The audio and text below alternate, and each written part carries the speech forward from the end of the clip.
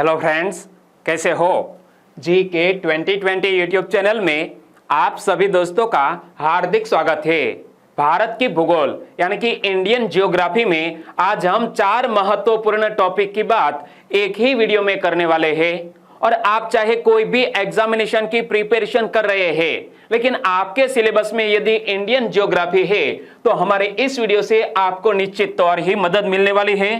तो आज के इस वीडियो में हम हाथी प्रोजेक्ट यानी कि प्रोजेक्ट एलिफेंट, गैंडा प्रोजेक्ट यानी कि rhino project, Bharat rhino vision rhino vision 2020 और घड़ियाल प्रोजेक्ट यानी कि घड़ियाल प्रोजेक्ट, यह 4 महत्वपूर्ण टॉपिक की बात इस वीडियो में हम करने वाले हैं। तो वीडियो में लास्ट तक बने रहिए। लास्ट में कमेंट सेक्शन में जरूर बताना कि यह वीडियो आपको कैसा लगा। ओके, चलिए बिना वक्त गवाए स्टार्ट करें। तो सबसे पहले बात करते हैं हाथी प्रोजेक्ट यानी कि प्रोजेक्ट एलिफेंट की।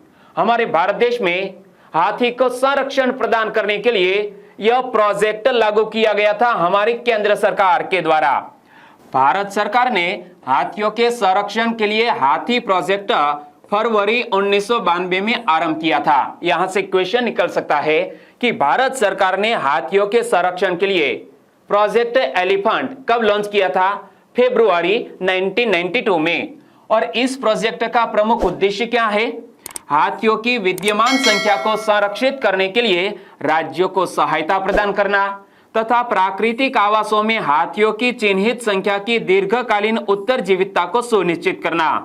प्रोजेक्ट एलिफेंट के और भी महत्वपूर्ण उद्देश्य है उनके आवासों व गलियारों को संरक्षण प्रदान करना। जो एलिफेंट कॉरिडोर बनाए गए हैं उनको संरक्षण प्रदान करना, मानव व हाथी के द्वंद्व के मुद्दे को हल करना। आपने भी कहीं न्यूज़पेपर में पढ़ा होगा कि साल में कई सारी घटनाएं ऐसी होती है कि हाथी और इंसान के बीच संघर्ष हो जाता है। कभी इंसान हाथी को मार देता है तो कभी जंगली हाथी इंसान को मार देता है। तो इसीलिए प्रोजेक्ट एलिफेंट का एक उद्देश्य यह भी है कि मानव व हाथी के द्वंद्व के मुद्दे को हल करना तथा पालतू बनाए गए हाथियों व उनके पालन पर ध्यान देना और हाथियों को वध से संरक्षण प्रदान करना। यह प्रोजेक्ट एलिफेंट के 5 महत्वपूर्ण उद्देश्य है। एक बार फिर से देख लो कि प्रोजेक्ट एलिफेंट के प्रमुख उद्देश्य कौन कौन से हैं?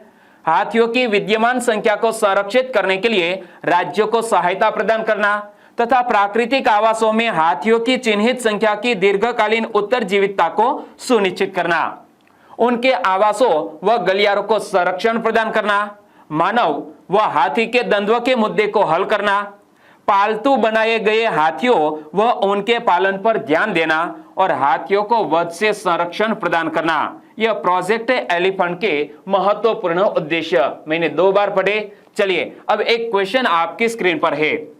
भारत सरकार ने हाथियों के संरक्षण के लिए हाथी प्रोजेक्ट कब आरंभ किया था?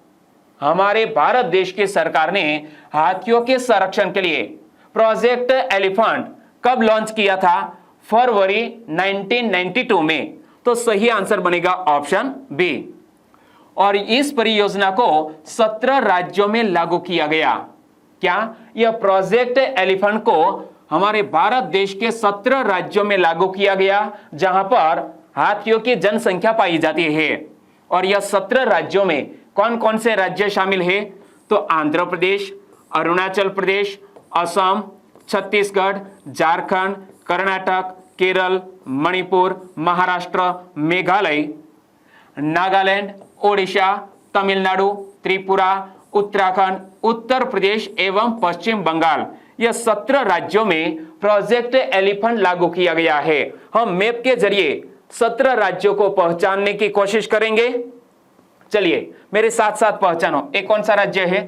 केरल, ए है कर्नाटक, महाराष्ट्र, यहां पर है आंध्र प्रदेश, यहां पर है छत्तीसगढ़, ए रहा झारखंड, यहां पर अरुणाचल प्रदेश, ए जो केसरिया रंग का है, येलो केसरिया, वो है असम, यहां पर मेघालय और यहां पर मणिपुर। यह 10 राज्य मैंने चिन्हित किए। इसके अलावा 7 राज्य इस मैप में है। यहां पर है तमिलनाडु, ये रहा ओडिशा, यहां पर वेस्ट बंगाल, ये रहा त्रिपुरा, यहां पर है नागालैंड और यहां पर उत्तराखंड और उत्तर प्रदेश। तो ये 17 राज्यों में प्रोजेक्ट एलिफेंट लागू किया गया है केंद्र सरकार के द्वारा। एक बार फिर से देख लो कि इस परियोजना को 17 राज्यों में लागू किया गया, जिनके नाम है आंध्र प्रदेश, अरुणाचल प्रदेश, असम, छत्तीसगढ़, झारखंड, कर्नाटक, केरल, मणिपुर, महाराष्ट्र, मेघालय, नागालैंड, ओडिशा, तमिलनाडु, त्रिपुरा, उत्तराखंड, उत्तर प्रदेश एवं पश्चिम बंगाल। तो दोस्तों यह मैप के जरिए आपके दिमाग में एक तस्वीर बननी चाहिए कि आखिरकार हमारे भारत देश में हाथी किन किन राज्यों में पाए जाते हैं। खास तौर पर यह हमारा जो उत्तर पश्चिमी हिस्सा है वहां पर हाथी कॉरिडोर नहीं है, यानी कि हाथी की संख्या नहीं पाई जाती है। लेकिन यह जो दक्षिणी राज्य है और पूर्वोत्तर राज्य और यहां पर 2 राज्य, एक तो उत्तराखंड और उत्तर प्रदेश, इतने राज्यों में हाथी पाए जाते हैं। और इस प्रोजेक्ट के मुख्य उद्देश्य की बात करें तो हाथियों तथा उनके प्राकृतिक निवास तथा गलियारों का संरक्षण करना, मानव एवं जंगली पशु संघर्ष पर ध्यान देना, पालतू हाथियों की देखभाल एवं संरक्षण पर ध्यान देना। दोस्तों शुरू में भी मैंने आपको बताया कि प्रोजेक्ट एलिफेंट का उद्देश्य क्या है। तो हाथियों तथा उनके प्राकृतिक निवास यानी कि हैबिटेट तथा गलियारों यानी कि कॉरिडोर का संरक्षण करना, मानव एवं जंगली पशु संघर्ष पर ध्यान देना, पालतू हाथियों की देखभाल एवं संरक्षण पर ध्यान देना। और इस समय भारतवर्ष में 32 हाथी रिजर्व है। हमारे भारत देश में एलिफेंट रिजर्व की संख्या हाल ही में कितनी है? तो याद रखना साल 2022 तक हमारे भारत देश में 32 एलिफेंट रिजर्व है, जो लगभग 60,000 वर्ग किलोमीटर पर फैले हुए हैं। प्रत्येक 5 वर्ष के पश्चात हाथियों की जनगणना की जाती है और यह बड़े संतोष की बात है कि इस परियोजना के पश्चात हाथियों की संख्या में निरंतर वृद्धि हो रही है। हमने जब से प्रोजेक्ट एलिफेंट लागू किया है तब से हमारे भारत देश में हाथियों की संख्या निरंतर बढ़ती जा रही है। हमारे भारत देश के लिए, हम सब के लिए यह खुशी की बात है। तो याद रखना हमारे भारत में 32 एलिफेंट रिजर्व है, जो लगभग 60,000 वर्ग किलोमीटर पर फैले हुए हैं। प्रत्येक 5 वर्ष के पश्चात हाथियों की गणना की जाती है। यह बड़े संतोष की बात है कि इस परियोजना के पश्चात हाथियों की संख्या में निरंतर वृद्धि हो रही है। सन 2002 की तुलना में हाथियों की संख्या 2014 में 2000 से अधिक की वृद्धि हुई है। क्या? 2002 से 2014 यानी कि यह 12 साल की समयावधि में हमारे भारत देश में 2000 से अधिक हाथियों की संख्या बढ़ी है। और भारत सरकार हाथियों को अनअधिकृत मारने पर विशेष ध्यान रखती है। यदि कोई भी व्यक्ति हाथी को मारता है तो उन्हें दंड भी किया जा सकता है, सजा भी हो सकती है, जेल भी हो सकती है। 2017 में हुई गणना के अनुसार भारत में एशियन एलिफेंट की संख्या करीब 30,000 थी। क्या? 2017 में हुई गणना के अनुसार हमारे भारत देश में एशियन एलिफेंट की संख्या कितनी थी? करीब 30,000 थी। लेकिन एक क्वेश्चन उठता है कि हमारे भारत देश में सबसे अधिक हाथी किस राज्य में पाए जाते हैं? तो याद रखना कर्नाटक राज्य में। पिछले 3 वर्षों में कर्नाटक राज्य द्वारा दांदेली हाथी रिजर्व, नागालैंड द्वारा सिंगफन हाथी रिजर्व और छत्तीसगढ़ में लेमरू हाथी रिजर्व को अधिसूचित किया गया है। तो यहां हमें यह भी याद रख लेना चाहिए कि कौन सा हाथी रिजर्व किस राज्य में अवस्थित है। पहले तो याद रखो दांदेली हाथी रिजर्व किस राज्य में अवस्थित है? कर्नाटक राज्य में।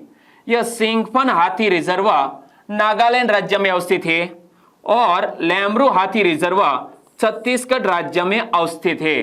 लेकिन दोस्तों यह हाल ही में बने हैं, इसीलिए यहां लिखा गया है कि यह तीनों हाथी रिजर्व को हमारी केंद्र सरकार द्वारा या तो राज्य सरकार द्वारा अधिसूचित किया गया है। यहां पर मैप में देखो कि यहां पर है छत्तीसगढ़ का लेमरू हाथी रिजर्व, यहां पर है नागालैंड का सिंगफन हाथी रिजर्व और कर्नाटक राज्य का दांदेली हाथी रिजर्व। यह तीनों रिजर्व को अधिसूचित किया गया है।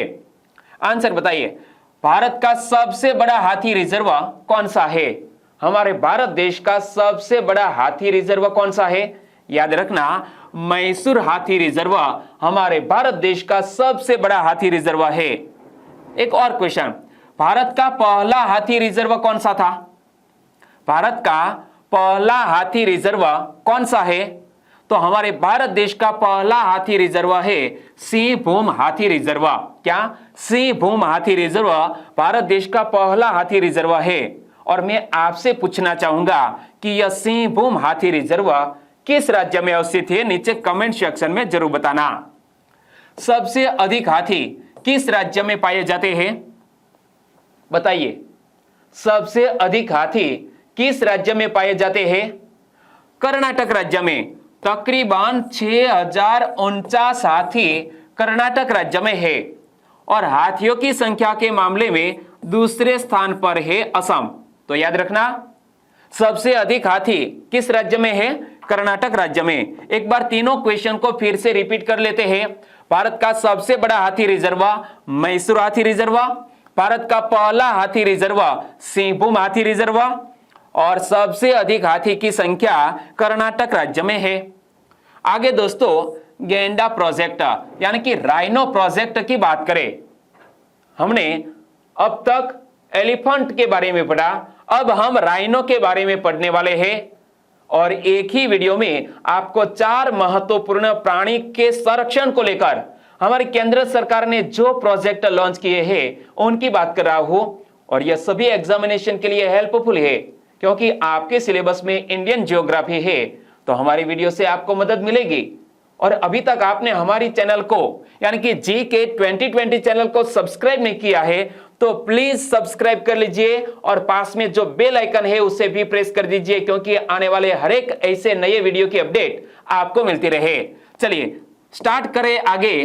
तो गैंडा प्रोजेक्ट, भारतीय गैंडा एक सींग वाला गैंडा है, हमारे इंडियन राइनोस यानी कि एक सींग वाला गैंडा, इसे ही हम कहते हैं भारतीय गैंडा। और भारत के अधिकतर गैंडे असम राज्य में पाए जाते हैं। 20वीं शताब्दी के आरंभ में गैंडा प्रजाति एक संकटापन्न यानी कि इंडेंजर्ड वर्ग में मानी जाती थी। कब? 20वीं शताब्दी के आरंभ में यह गैंडा प्रजाति एक संकटापन्न वर्ग में मानी जाती थी। और यहां दोस्तों संकटापन्न, तो हमने एक अलग से वीडियो बनाया है। हमारे विश्व में कौन कौन सी प्रजातियां किस कैटेगरी में शामिल है उनको लेकर हमने यह बायोडाइवर्सिटी में वीडियो बनाया है। और बायोडाइवर्सिटी से जुड़ा हुआ हमारा यह 12वां वीडियो है। कितना? यह 12वां वीडियो है। और प्लेलिस्ट में आपको पिछले 11 वीडियो भी मिल जाएंगे। तो भारतीय गैंडा एक सींग वाला गैंडा है। भारत के अधिकतर गैंडे असम राज्य में पाए जाते हैं। 20वीं शताब्दी के आरंभ में गैंडा प्रजाति एक संकटापन्न वर्ग में मानी जाती थी। भारत सरकार ने संरक्षण के लिए विशेष योजनाएं तैयार की, जिसके फलस्वरूप 1800 से अधिक गैंडे केवल असम राज्य में है। वर्तमान समय में 1800 से अधिक गैंडे केवल असम राज्य में है। और असम राज्य में अधिकतर गैंडे Kaziranga national park, Dibru Saikhowa national park तथा मानस टाइगर रिजर्व में पाए जाते हैं। असम राज्य में सबसे अधिक गैंडे, लेकिन असम राज्य में भी किन किन नेशनल पार्क में सबसे अधिक गैंडे पाए जाते हैं? तो याद रखना, Kaziranga national park, Dibru Saikhowa national park तथा मानस टाइगर रिजर्व में अधिकतर गैंडे पाए जाते हैं। और इनके अतिरिक्त कुछ गैंडे पश्चिम बंगाल के सुंदरवन जीव मंडल संरक्षण यानी कि बायोस्फीयर रिजर्व जो पश्चिम बंगाल में अवस्थित है, वहां भी यह गैंडे पाए जाते हैं। तो दोस्तों याद रखना, एक सींग वाले गैंडे 2 राज्य में है, एक असम और दूसरा है वेस्ट बंगाल। आंसर बताइए, सबसे अधिक भारतीय गैंडे निम्न में से किस राज्य में पाए जाते हैं? सिंपल सा क्वेश्चन। सबसे अधिक भारतीय गैंडे असम राज्य में पाए जाते हैं। सही आंसर बनेगा ऑप्शन सी। आगे दोस्तों, भारत राइनो विजन, क्या? Rhino vision 2020। और दोस्तों यह विजन किसके द्वारा वित्त पोषित है? तो देखो, भारत राइनो विजन पर्यावरण व वन मंत्रालय, असम द्वारा बोडो स्वायत्त परिषद, क्या? बोडो ऑटोनॉमस काउंसिल के साथ कार्यान्वित किया गया। और यह कार्यक्रम WWF यानी कि world wide fund for nature Asia rhino तथा एलिफेंट एक्शन स्ट्रेटेजी इंडिया तथा इंटरनेशनल राइनो फाउंडेशन द्वारा वित्त पोषित किया जाता है। हमारे भारत देश की सरकार ने भारत राइनो विजन 2020 लॉन्च किया? तो याद रखना कि भारत राइनो विजन पर्यावरण व वन मंत्रालय, असम द्वारा बोडो स्वायत्त परिषद यानी कि बोडो ऑटोनॉमस काउंसिल के साथ कार्यान्वित किया गया है। और यह कार्यक्रम किसके द्वारा वित्त पोषित है? तो WWF एशिया राइनो तथा एलिफेंट एक्शन स्ट्रेटेजी इंडिया तथा इंटरनेशनल राइनो फाउंडेशन द्वारा वित्त पोषित किया जाता है। यहां से एक क्वेश्चन बन सकता है कि भारत राइनो विजन किसके द्वारा वित्त पोषित किया जाता है? तो याद रखना, India rhino vision 2020, world wide fund for nature Asia rhino, elephant action strategy India, international rhino foundation, यह तीनों संस्थानों द्वारा वित्त पोषित किया जाता है। तो सही आंसर बनता है ऑप्शन डी, उपर्युक्त सभी। भारत राइनो विजन 2020 का प्रमुख उद्देश्य क्या है? गैंडों की संख्या को 2020 तक 2000 से 3000 करना है। क्या यह भारत राइनो विजन 2020 का प्रमुख उद्देश्य है? गैंडों की संख्या को 2020 तक 2000 से 3000 करना है। और इसका एक अन्य प्रमुख उद्देश्य गैंडों को 7 संरक्षित क्षेत्रों में वितरित करना है। जिन 7 संरक्षित क्षेत्रों में गैंडों को वितरित किया गया है, ये 7 क्षेत्रों के नाम मैं आपको बता रहा हूं। यहां पर पढ़ो। गैंडों के 7 संरक्षित क्षेत्र इस प्रकार है। पहला है डिब्रू सैखोवा वन्यजीव अभयारण्य, दूसरा है काजीरंगा राष्ट्रीय उद्यान, तीसरा है लाओखोवा बोरा चपोरी वन्यजीव अभयारण्य, चौथा है मानस जीव मंडल रिजर्व, पांचवा है प्रोबिट्रिया वन्यजीव अभयारण्य, क्या प्रोबिट्रिया वाइल्ड लाइफ सेंचुरी सोनाई रुपाई, और सातवां है सुंदरबन जीव मंडल रिजर्व यानी कि सुंदरबन बायोस्फीयर रिजर्व। तो यह गैंडों के 7 संरक्षित क्षेत्र भारत देश में है। एक बार फिर से पढ़ लो। डिब्रू सैखोवा वन्यजीव अभयारण्य, काजीरंगा राष्ट्रीय उद्यान, लाओखोवा बुरा चपोरी वन्यजीव अभयारण्य, मानस जीव मंडल रिजर्व, प्रोबिट्रिया वन्यजीव अभयारण्य, सोनाई रुपाई, सुंदरबन जीव मंडल रिजर्व, यह 7 गैंडों के संरक्षित क्षेत्र भारत देश में है। आंसर बताइए। भारत राइनो विजन 2020 का प्रमुख उद्देश्य क्या था? बताइए। भारत राइनो विजन 2020 का प्रमुख उद्देश्य क्या था? प्रमुख उद्देश्य था 2020 तक गैंडों की संख्या 2000 से बढ़ाकर 3000 तक ले जाना। तो सही आंसर बनेगा गैंडों की संख्या को 2020 तक 2000 से 3000 करना। सही आंसर बनेगा ऑप्शन बी। मानस राष्ट्रीय उद्यान या मानस जीव मंडल रिजर्व गैंडे के स्थानांतरण के लिए प्रथम स्थल के रूप में चयनित किया गया है। और गैंडों के स्थानांतरण से इस असुरक्षित प्रजाति को बचाने में सहायता प्राप्त होगी। क्या यह मानस राष्ट्रीय उद्यान और मानस जीव मंडल रिजर्व गैंडे के स्थानांतरण के लिए प्रथम स्थल के रूप में चयनित किया गया है और गैंडों के स्थानांतरण से इस असुरक्षित प्रजाति को बचाने में सहायता प्राप्त होगी। यहां से भी एक क्वेश्चन कि निम्न में से किसको गैंडे के स्थानांतरण के लिए प्रथम स्थल के रूप में चयनित किया गया है? तो याद रखना, मानस राष्ट्रीय उद्यान या मानस जीव मंडल रिजर्व को, क्या मानस बायोस्फीयर रिजर्व को गैंडे के स्थानांतरण के लिए प्रथम स्थल के रूप में चयनित किया गया है। सही आंसर ऑप्शन सी। आगे घड़ियाल प्रोजेक्ट की बात करें। क्या घड़ियाल प्रोजेक्ट इमेज हम देख सकते हैं। दोस्तों कभी कभी हम कंफ्यूज हो जाते हैं कि मगरमच्छ किसको कहते हैं और घड़ियाल किसको कहते हैं। आज वो भी कंफ्यूजन आपका डाउट क्लियर हो जाएगा। तो लंबी सूंड वाले मगरमच्छ को घड़ियाल कहते हैं। क्या यह लंबी सूंड वाले मगरमच्छ को घड़ियाल कहते हैं। इसकी खाल से बहुत सी वस्तुएं तैयार की जाती है। और यह घड़ियाल प्रोजेक्ट के प्रमुख उद्देश्य क्या है? तो घड़ियालों की जनसंख्या को संरक्षित करना, घड़ियालों की संख्या में वृद्धि करना, बंदी प्रजनन यानी कि कैप्टिव ब्रीडिंग को संरक्षण प्रदान करना। इसके अलावा घड़ियालों के प्रबंधन के अनुसंधान को प्रोत्साहित करना, स्टाफ को घड़ियालों के प्रजनन व प्रबंधन संबंधी प्रशिक्षण देना। एक बार फिर से देख लो कि घड़ियाल प्रोजेक्ट के प्रमुख उद्देश्य क्या क्या है। घड़ियालों की जनसंख्या को संरक्षित करना, घड़ियालों की संख्या में वृद्धि करना, बंदी प्रजनन को संरक्षण प्रदान करना, इंग्लिश में कहे तो कैप्टिव ब्रीडिंग को संरक्षण प्रदान करना, घड़ियाल के प्रबंधन के अनुसंधान को प्रोत्साहित करना और स्टाफ को घड़ियालों के प्रजनन व प्रबंधन संबंधी प्रशिक्षण देना। आंसर बताइए, लंबी सूंड वाले मगरमच्छ को क्या कहते हैं? लंबी सूंड वाले मगरमच्छ को कहते हैं घड़ियाल। सही आंसर बनेगा ऑप्शन सी। लास्ट क्वेश्चन, घड़ियाल प्रोजेक्ट का उद्देश्य क्या है? घड़ियाल प्रोजेक्ट का उद्देश्य क्या है? घड़ियालों की जनसंख्या को संरक्षित करना, घड़ियालों की संख्या में वृद्धि करना, बंदी प्रजनन को संरक्षण प्रदान करना। यह घड़ियाल प्रोजेक्ट के तीनों उद्देश्य है, तो उपयुक्त सभी हमारा सही ऑप्शन बनेगा। सही आंसर है ऑप्शन डी।